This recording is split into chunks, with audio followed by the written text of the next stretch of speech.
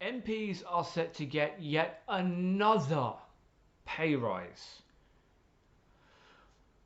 Now, it's important to set out at the start of this that MPs don't actually decide whether they get the pay rise or not. They could, in theory, all vote through and say, look, it's just not decent that we get this time, so we'll forego it. But of course, the Conservative is not going to go for that in any way, shape, or form. A number of people from Labour and from left parties have said that they're going to donate their pay increase into their local constituencies, which is great. But I'm going to set out why mostly I don't agree with MPs getting a pay rise in general, but especially this year is just egregious. So, first and foremost, in general, I don't agree with MPs getting a pay rise because they get so many other benefits. They have their travel paid for, they have a ton of expenses, they get an £80 food allowance at Parliament every day. They get so much more than most people get. If you work in a factory, the factory is not going to pay for you to go from your home to the factory. But MPs are paid to do this, whether it's going to Parliament or not. If they can claim it as a travel expense, they will.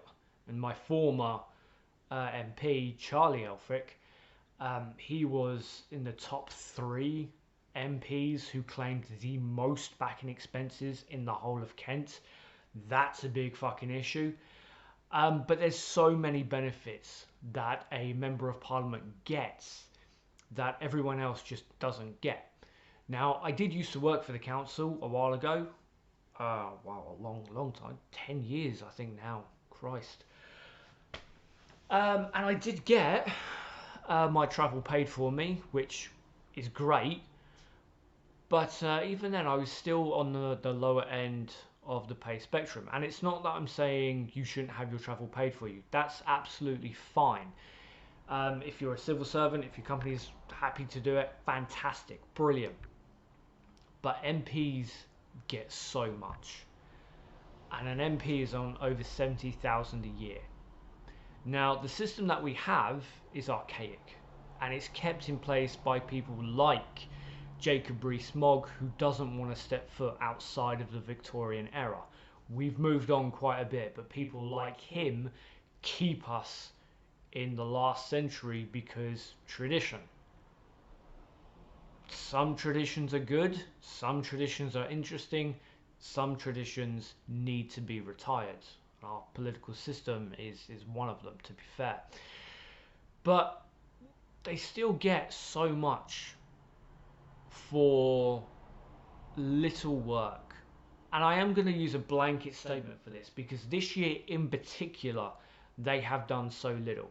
This year in particular, Conservatives voted to do less work in Parliament.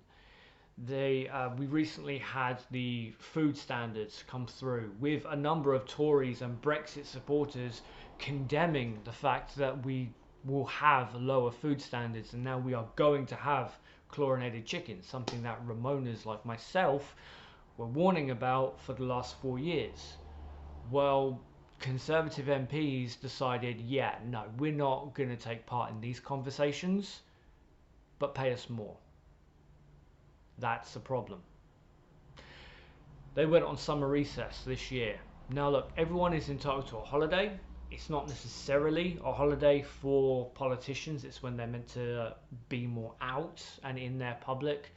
I think I've had a week's holiday this year and I've worked for something like 9 companies.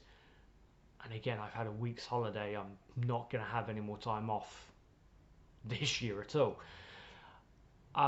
So that is a weak argument, I think. Everyone's entitled to a holiday. Not everyone is a workaholic. But it's this year it doesn't count because they couldn't get out in the summer. Their piss poor handling of the virus has been just appalling and shameful at every single turn because they've not acted preemptively. They have responded to right-wing criticism at every turn. That is it.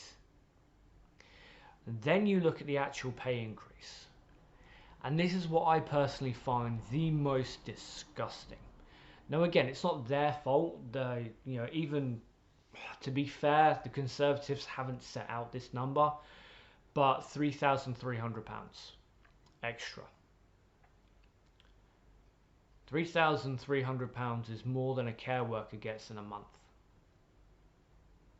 Now, I realise this is thrown on top of their wages, but your average care worker before tax is looking at 20 to maybe 24,000 if they do a ton of overtime. My take home in my last company, where I had maybe 3 days off a month, was about 1,200 a month. And yet MPs who are on over 70,000 are now getting over £3,000 extra in their pay packet.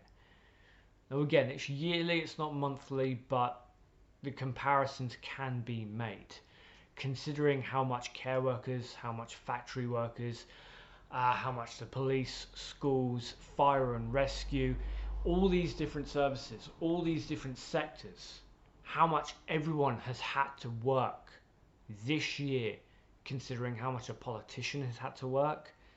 It's inexcusable.